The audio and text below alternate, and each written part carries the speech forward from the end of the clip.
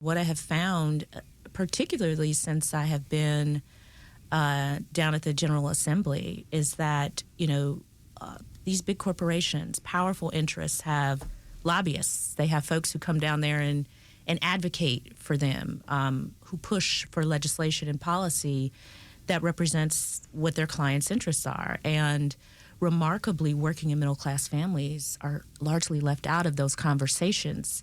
And it has been striking, the lack of regard that I have felt policymakers have had for working families when it comes to special interests.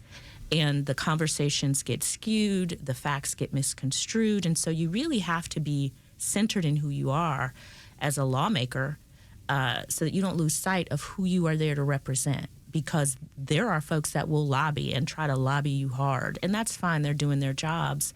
But what I have appreciated about those legislators that stand 10 toes down for the people in their district, who are unafraid to stand up to powerful interests, it's one of the things that, if I'm being honest with you, inspired me to run for Attorney General. Wow.